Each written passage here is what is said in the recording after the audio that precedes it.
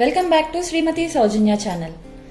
ఈరోజు మన ఛానల్లో మనం నేర్చుకోబోయే వీడియో వీట్ ఫ్లోర్తో కప్ కేక్స్. చాలా ఈజీ ప్రాసెస్ అండి, పిల్లలకు కూడా హ్యాపీగా పెట్టచ్చు, హెల్తీ కాబట్టి. సో లేట్ చేయకుండా ప్రాసెస్ని అయితే స్టార్ట్ చేసేద్దాం. ఈ కప్ కేక్స్కి 2 ఎగ్స్ని తీసుకోవాలి. 2 ఎగ్స్ని ఫస్ట్ మనం కాసేపు బీట్ చేసుకోవాలి, ఫోమీ కన్సిస్టెన్సీ వచ్చేంత వరకు. నార్మల్గా కేక్స్, స్పాంజ్ కేక్స్ లాంటివి తయారు చేసేటప్పుడు egg whites and egg yolks రెండూ కూడా సెపరేట్గా మనం బీట్ చేసుకుని స్టిఫ్ పీక్స్ వచ్చేంత వరకు బీట్ చేసుకుంటాం. కానీ ఇక్కడ కప్ కేక్స్కి ఫోమీ కన్సిస్టెన్సీ వచ్చేంత వరకు బీట్ చేసుకుంటే సరిపోతుంది. ఇలా ఫోమీ కన్సిస్టెన్సీ వచ్చిన తర్వాత దీంట్లో మనం 3/4 కప్ వరకు పౌడర్ షుగర్ని యాడ్ చేయాలి. పౌడర్ షుగర్ అంటే షుగర్ని మిక్సీ పట్టి మెత్తటి పౌడర్ లాగా తయారు చేసి అదే పౌడర్ షుగర్ అవుతుంది. ఎప్పుడైనా సరే 3/4 కప్ మనం పౌడర్ షుగర్ కావాలి అంటే మనం 1/2 కప్ షుగర్ని మిక్సీ పడితే 3/4 కప్ పౌడర్ షుగర్ అవుతుంది. షుగర్ పౌడర్ని కూడా బ్యాచెస్గా వేసుకుంటూ కాసేపు బీట్ చేసుకోవాలి. షుగర్ పౌడర్ వేసిన తర్వాత ఫోమీ కన్సిస్టెన్సీలోంచి క్రీమీ కన్సిస్టెన్సీలోకి మారుతుంది. సో ఇలాంటి కన్సిస్టెన్సీ వచ్చిన తర్వాత దీంట్లో మనం 1/4 కప్ వరకు ప్లెయిన్ వెజిటబుల్ ఆయిల్ని యాడ్ చేసుకోవాలి, ఫ్లేవర్లెస్ ఆయిల్ని యాడ్ చేసుకోవాలి. తర్వాత 1 టేబుల్ స్పూన్ వెనిలా ఎసెన్స్ని కూడా యాడ్ చేసుకుని ఒక 5 మినిట్స్ పాటు కంటిన్యూగా బీట్ చేసుకోవాలి. ఆయిల్ వేసిన తర్వాత 5 మినిట్స్ పాటు కనీసం 5 మినిట్స్ అయినా బీట్ చేసుకోవాలి, ఎందుకంటే ఆయిల్ అనేది తొందరగా మిక్స్ అవ్వదు కాబట్టి. ఇలా బాగా బీట్ చేసుకున్న తర్వాత 1 కప్ వరకు వీట్ ఫ్లోర్ని యాడ్ చేసుకోవాలి. అది కూడా బ్యాచెస్గా యాడ్ చేసుకోవాలి. ఎప్పుడైనా సరే ఎగ్స్తో మనం కేక్స్ చేసేటప్పుడు ఎగ్స్ మాత్రమే బీట్ చేయడానికి బ్లెండర్ యూజ్ చేయాలి. ఆ తర్వాత ఫ్లోర్ని వేసేటప్పుడు స్పాచులాతో కానీ విస్కర్తో కానీ మిక్స్ చేసుకోవాలి. ఎందుకంటే ఫ్లోర్ వేసిన తర్వాత కూడా ఎలక్ట్రికల్ బ్లెండర్తో మిక్స్ చేసేస్తే మన బ్యాటర్ కన్సిస్టెన్సీ అనేది తగ్గిపోయి మనం కేక్ బేక్ చేసేటప్పుడు ఫ్లఫీనెస్ అనేది తగ్గిపోతుంది. కాబట్టి ఎప్పుడైనా సరే ఎగ్స్ మాత్రమే బీట్ చేసుకుని ఎగ్స్, పౌడర్ షుగర్, ఆయిల్, ఇలా వెనీలా ఎసెన్స్ వీటిని మాత్రమే మనం బీట్ చేసుకోవాలి. తర్వాత ఇందులో 1/2 table spoon baking soda, 1 table spoon baking powder కూడా వేసుకుని లంప్స్ లేకుండా బాగా మిక్స్ చేసుకోవాలి. మైదాని యూజ్ చేసే కంటే వీట్ ఫ్లోర్ని యూజ్ చేసేటప్పుడు మనకి బ్యాటర్ అనేది థిక్గా అవుతుంది. కాబట్టి మనం గ్రాడ్యువల్గా 1/4 కప్ వరకు మిల్క్ని యాడ్ చేసుకుంటూ బ్యాటర్ కన్సిస్టెన్సీ అనేది రిబ్బన్ కన్సిస్టెన్సీ వచ్చేంత వరకు ప్రిపేర్ చేసుకోవాలి. 1/4 కప్ మిల్క్ వరకు 1/4 కప్ వరకు బాయిల్డ్ అండ్ కూల్డ్ మిల్క్ని ఇక్కడ నేను యూజ్ చేశాను. ఇలా లంప్స్ లేకుండా మొత్తం బ్యాటర్ అంతటిని కూడా బాగా మిక్స్ చేసుకోవాలి.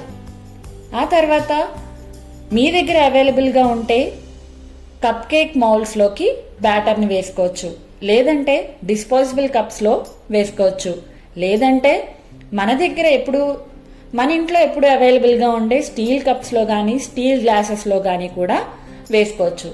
కాకపోతే ఎందులో వేసుకున్నా మనం అడుగున ఆయిల్తో గ్రీస్ చేసుకుని అప్పుడు వేసుకోవాలి. ఇలా మొత్తం కప్స్ అన్ని కూడా ఆయిల్తో గ్రీస్ చేసుకున్న తర్వాత ఏదైనా ఒక స్పూన్ కానీ ఏదైనా ఒక గెరెటను తీసుకుని సేమ్ మెజర్మెంట్స్తో ప్రతి కప్లోకి బ్యాటర్ని ట్రాన్స్ఫర్ చేసుకోవాలి. ఎప్పుడు కూడా కప్ కేక్స్ చేసేటప్పుడు బ్యాటర్ని 1/2 అమౌంట్ వరకునే వేయాలి, ఎందుకంటే కేక్ బేక్ అయిన తర్వాత అవి పొంగుతాయి కాబట్టి ఓవర్ఫ్లో అవ్వకుండా ఉండడం కోసం మనం 1/2 ఆఫ్ ద అమౌంట్ మాత్రమే వేసుకోవాలి. ఇలా అన్నింటిలోనూ వేసుకున్న తర్వాత 2-3 సార్లు ట్యాప్ చేసుకుంటే పిండిలో ఉన్న ఎయిర్ బబుల్స్ అనేవి బర్స్ట్ అయిపోతాయి.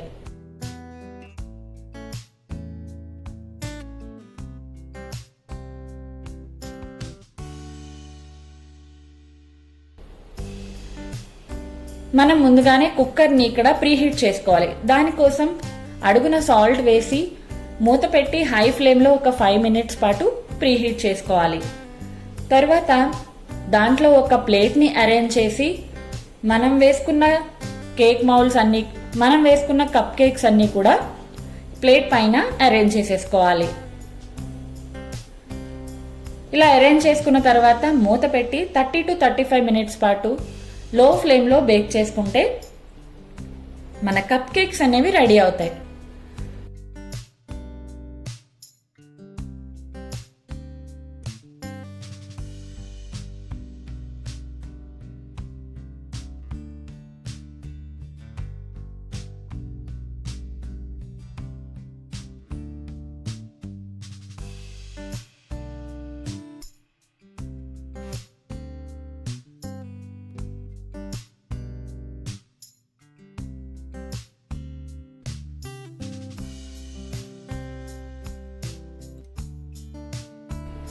థర్టీ మినిట్స్ తర్వాత చూస్తే, ఒక టూత్ పిక్ పెట్టి చూస్తే టూత్ పిక్ కానీ క్లీన్గా వచ్చింది అంటే మన కేక్స్ అనేవి బేక్ అయిపోయినట్టే.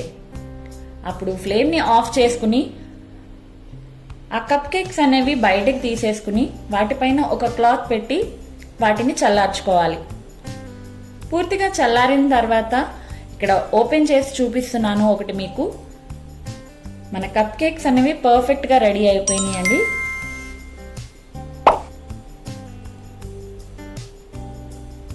చూడండి, ఒకటి డిమాల్డ్ చేసి చూపిస్తున్నాను. ఏమాత్రం అంటుకోకుండా నీట్గా డిమాల్డ్ అయిపోయింది. టెక్స్చర్ కానీ వాటి టెక్స్చర్ చూడండి ఎంత స్పాంజీగా, ఎంత పర్ఫెక్ట్గా వచ్చిందో.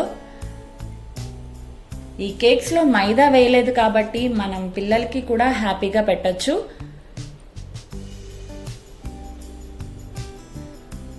చాలా స్పాంజీ అండ్ ఫ్లఫీగా వచ్చింది.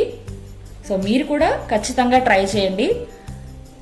మనం స్టీల్ కప్స్లో కానీ స్టీల్ గ్లాసెస్తో కానీ వేసామంటే ఒకసారి చుట్టూ స్క్రేప్ చేసుకుని అప్పుడు డిమాల్డ్ చేసుకుంటే ఈజీగా డిమాల్డ్ అవుతుంది.